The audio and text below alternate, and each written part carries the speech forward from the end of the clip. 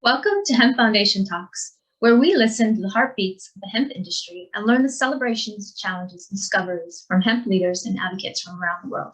I'm Rebecca, International Business Officer with the Hemp Foundation and your host. Today's guest is Duane Stjernholm. Duane was born in La Junta, Colorado, a small town in the southeastern corner of the state where he learned farming and ranching from his grandfathers. Raised in nearby Cheraw, an even smaller town, he graduated Co-Valedictorian from Cheraw High School and continued his education at Colorado State University in Fort Collins, earning a BS degree in psychology. Seeking to explore the world in search of adventure, he joined the Peace Corps and spent 2 years in the Philippines working in Rice Irrigation Water Management in the Province of Pampanga, and subsequently teaching Introductory Social Sciences at the University of the Philippines at Los Baños, Laguna. Recovering from reverse culture shock upon his return to Colorado, he attended the ELF School of Theology in Denver, earning a Master's of Arts in Religion degree, specializing in religious philosophy and metaphysics.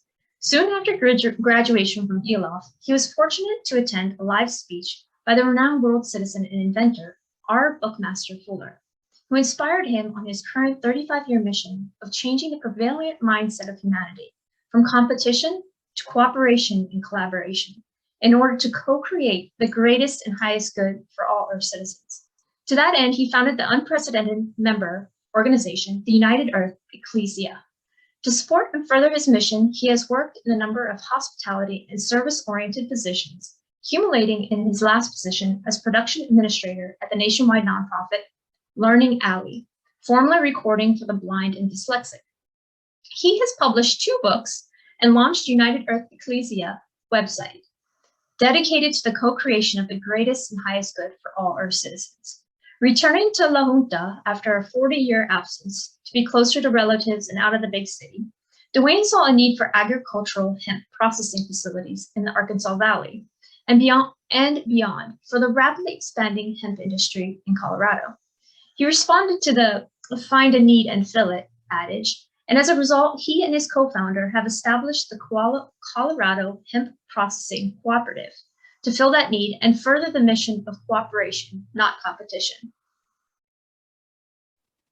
Welcome, Duane. It's such a pleasure to have you on the show and to really get to know the wealth of information that you have in the industry and in many different areas where I've seen, according to your bio, of the heart that you have really of cooperation and bringing people together.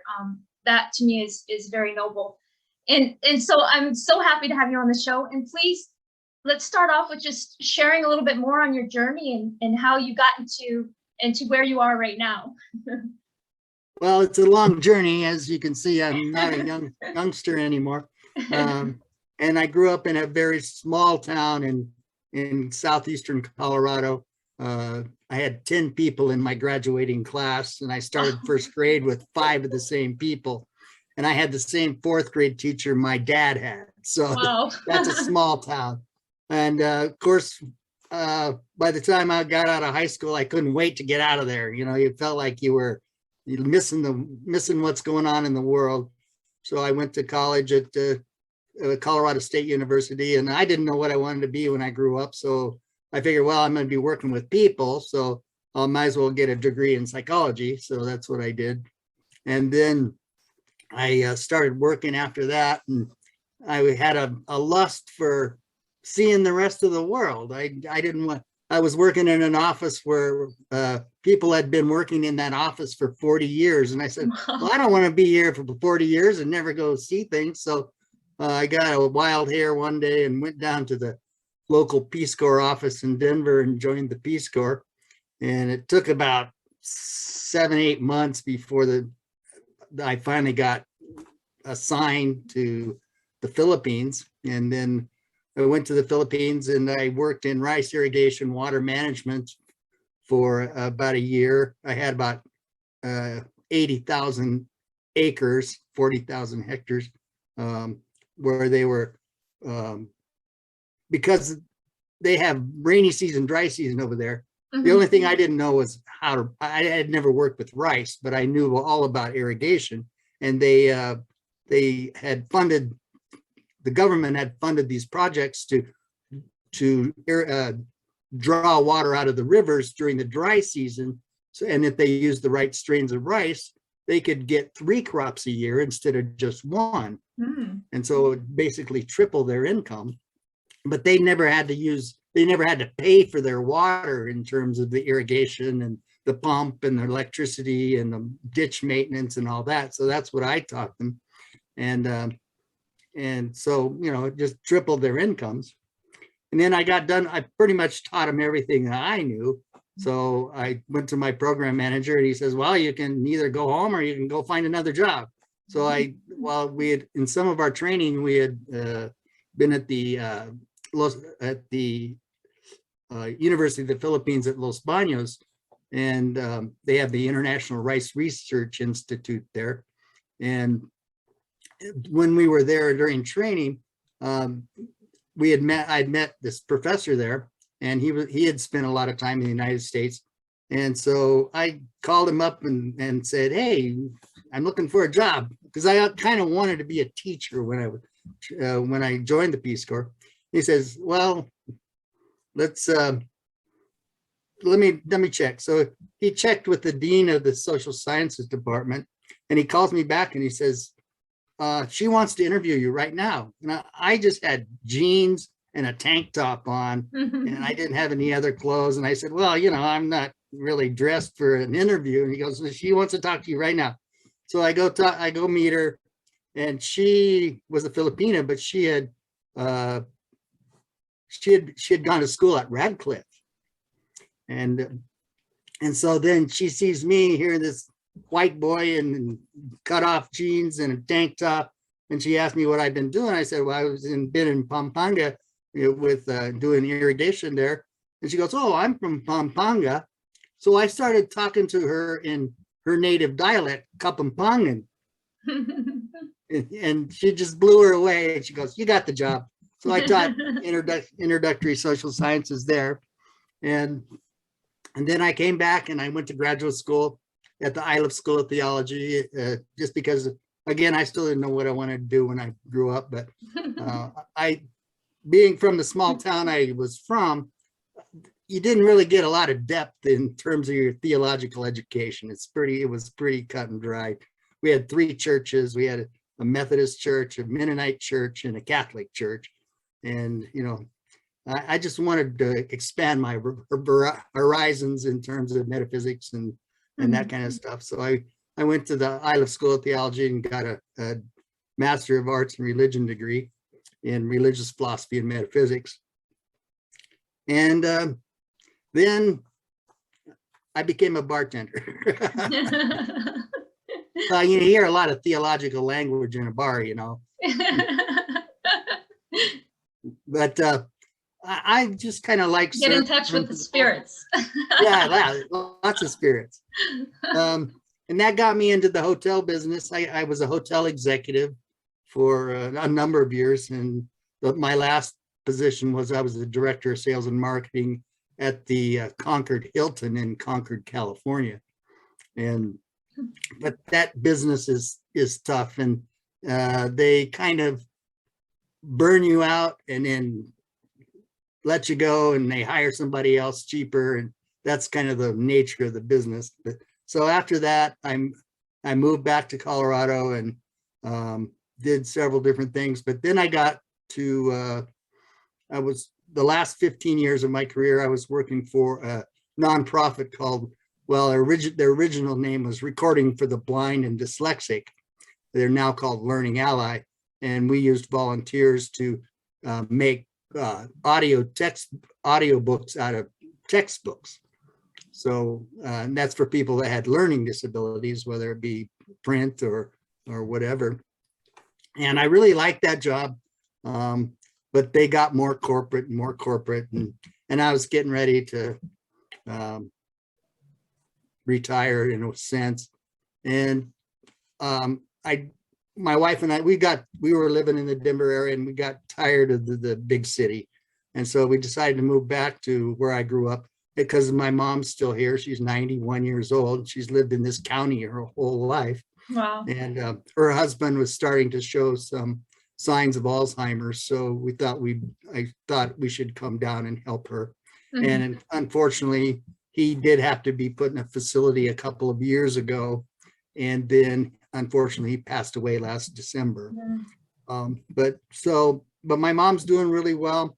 But when we moved back down here, I saw some of my friends were starting to get into the hemp business. And I had seen hemp originally when I was at the International Rice Research Institute. They did hemp research there also. And that's the first time I ever saw, 15-foot hemp plants. Wow. And, So you were doing research in the Philippines on hemp? No, that's just where they were doing it at the same place where I was learning about rice. Oh, okay. International Rice Research Institute, because I didn't know anything about rice. I'd never worked with rice. You know why they grow rice in paddies with water in them? Why? To keep down the weeds. They don't have to grow like that. Rice doesn't have to grow like that. Just to keep down the weeds.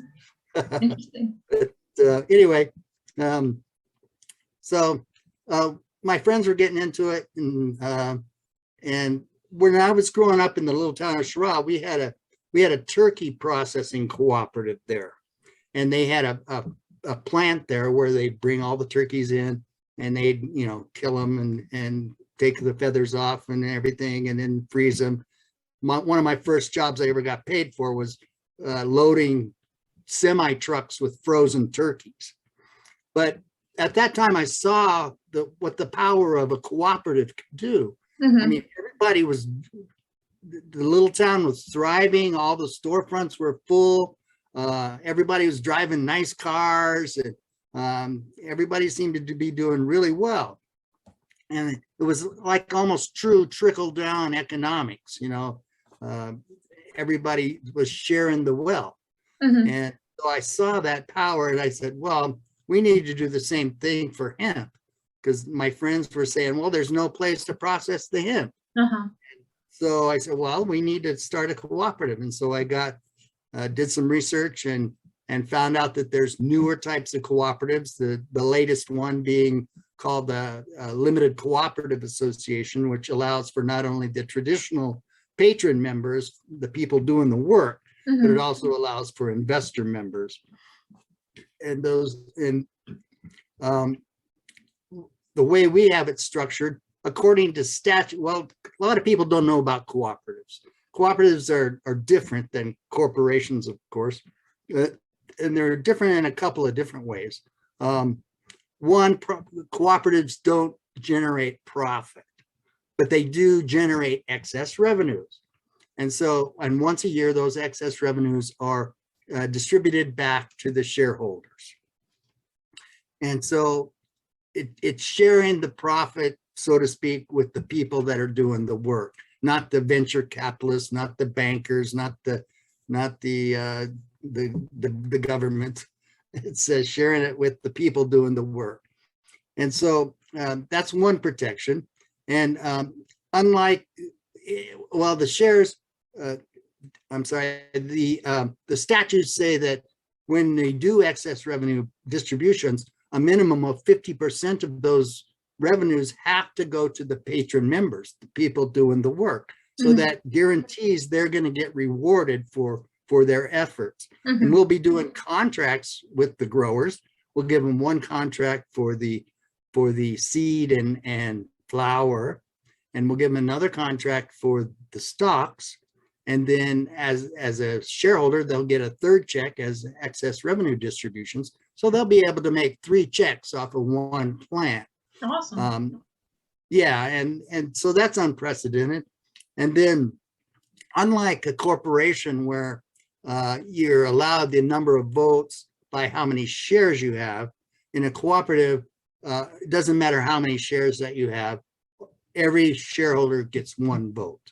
So that makes the little guy seem like his voice is just as good as the guy that has 1,000 shares. Mm-hmm. Versus the guy that has 1 share, can only afford 1 share. In our situation, we didn't want to price anybody out of the market in terms of the patron shares. So our patron shares are only $100. But our investor shares are $1,000. And they're treated differently, because once we do excess revenue distributions, we'll take the 50% and give it to the patrons like we're supposed to. You can do more than that, but we'll do that. And then we'll take the other 50% and we'll pay back the investor shareholders their full investment. We'll keep paying them back till they get paid back their full investment. And then once that's paid back, their shares investor share will revert to a patron share. So that's a 10% return on investment right there, because they're basically getting a patron share for free. And then they will continue to share in the excess revenue distributions in perpetuity. So it's a pretty good deal. It's very clean. It's very, to me, it's the most equitable, most rational model there is to bring the hemp industry into the 21st century in the best way possible. And so that's why we're structured the way we are, is just to make it the most equitable. We're not here to get rich quick. This is not a short-term type of deal. For example, last year in this country, there were 54,000 acres of hemp grown. But in contrast, and hemp to me is a much more valuable crop than corn. It has the potential to be, but there was over 90 million acres of corn grown in this country. Yeah. So we've got a long way to go to catch up. 90 million versus 54,000. 50,000, yeah.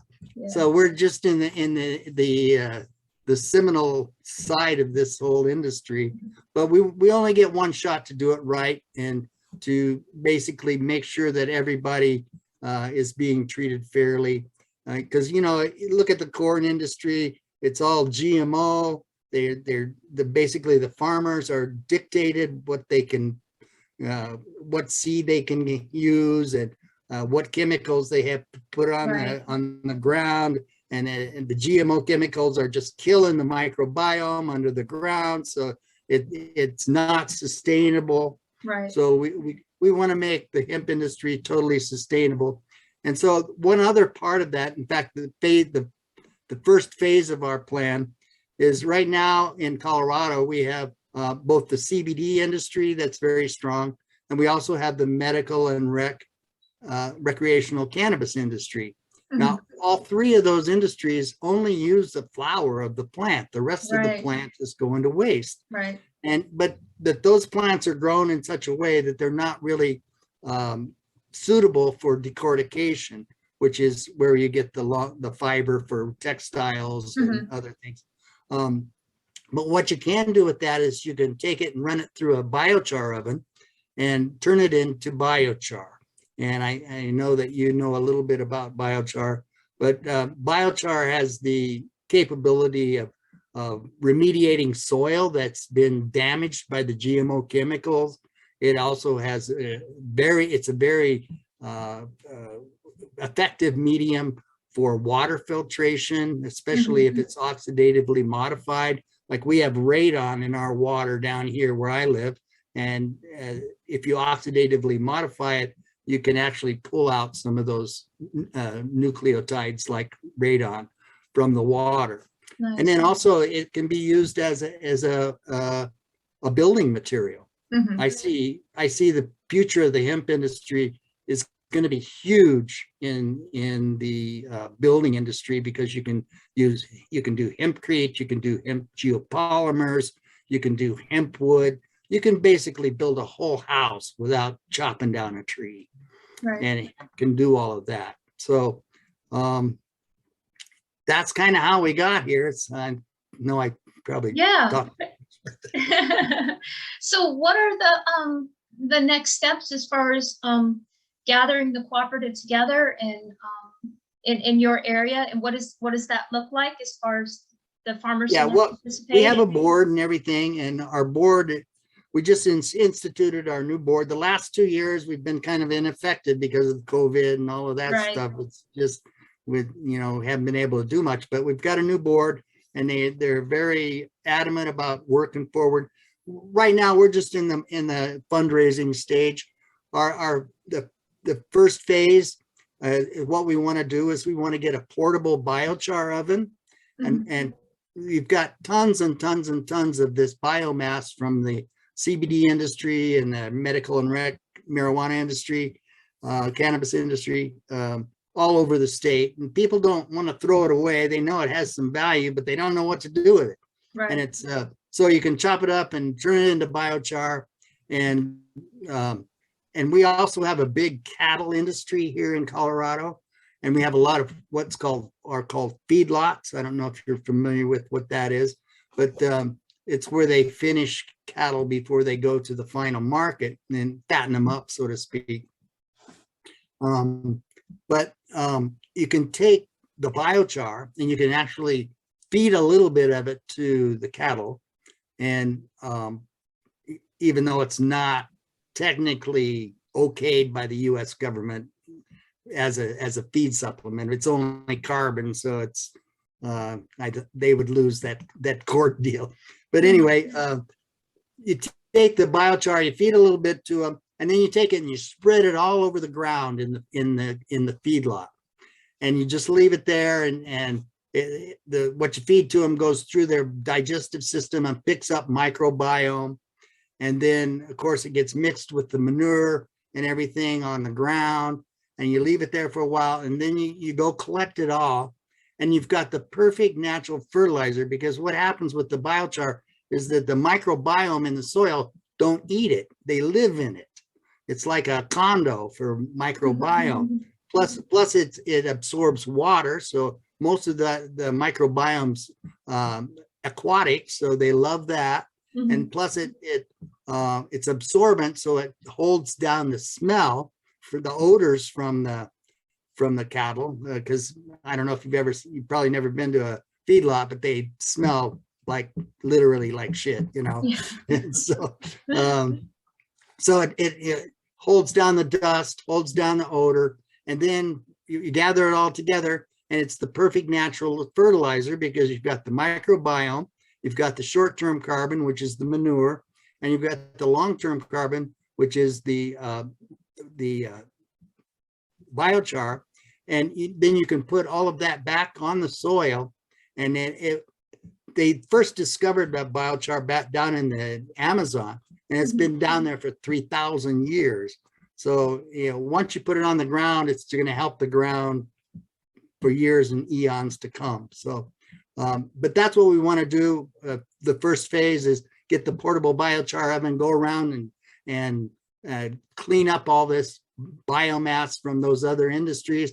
At the same time, develop relationships with the growers and continue to raise funds for our biochar processing. I mean, our whole hemp plant processing facility. We've got Colorado divided into 6 regions because you don't want to be hauling those materials all over the place. The transportation costs are gonna kill you. So you need regional plants, and you need regional plants, and you want to. The cooperative is basically the first tier processor, and we'll do 5 raw materials. We'll do seed, flour, decorticate the stalks into the bast and the hurd, and then make biochar from any other waste that we have. And we'll wholesale those 5 products to the second tier processors and manufacturers to make the consumer products. But hopefully those second tier people will be right across the street. So you get these little clusters of manufacturing, you know, initial tier 1 processing, and then tier 2 manufacturing. And then you can even do a third thing like a factory outlet hemp product store. So you're stimulating, you're giving contracts to the growers, you're providing jobs with the tier 1 processing facility, you're providing more jobs for the tier 2 processing and manufacturing, and then you're also providing more jobs with the retail side of things. So you're stimulating the local economy like 4 or 5 ways, and that's our whole purpose of being, is is to bring some stability and stimulus, economic stimulus to rural Colorado, rural America, rural world. I mean, the model works anywhere. Right. And the nice thing about cooperatives too is that cooperatives can be shareholders in every other cooperative. So, and what that does is, if you say you had cooperatives in every state or in every country of the world, they can all be working together, collaborating, sharing resources, sharing best practices, sharing the sales and marketing of the raw materials that we produce, and then help with the with the marketing of who needs those and who wants those. And it's just a much better model than what is going on right now, because what now is going on now is just totally unsustainable. Buckminster Fuller is one of my heroes, and I love a saying is that you never change things by fighting the existing reality. To change something, you create a new model that makes the existing model obsolete. And that's what we're trying to do, is make a new model that makes the existing model obsolete, utilizing hemp. But we have an unprecedented opportunity here to utilize this very versatile plant and bring it into the 21st century and do it the right way. So yes, thank you so much for sharing that. I think there isn't that much of an understanding of the cooperative model, and I think that's definitely something that needs to be considered. And I wish you guys the best as you grow that model in the Colorado area. What the perfect place to start that. And then how could somebody reach out to you if they wanted more information, if they wanted to start a cooperative in their area, or if they wanted to join your cooperative? We have a website, and our web address is COHPC, CO like the abbreviation for Colorado, CO, and HPC, Hemp Processing Cooperative.org. So it's cohpc.org, and our contact information's on there. We're more than happy to share any of our paperwork with anybody that wants to start a cooperative. We'll help them any way they can. Again, our goal is to have cooperatives everywhere, and everybody be a shareholder in every other cooperative. That way we're all collaborating, all working together, and making the hemp industry the best it can be. Right, and that's how we will grow farther, right? The more that we cooperate with each other. Exactly. Collaboration, cooperation. Yes. We got to do that. The age of competition is over. That's so 20th century. We're in the 21st century now. We got to collaborate and cooperate. Or as Buckminster Fuller said, I heard him speak 40 years ago. He said, if people don't start cooperating, they're going to render themselves obsolete and extinct. So, and that's true. They've got poisons in our water, our food, our air, everything. So it's just not sustainable. So we've got to change all that. Yeah, I agree.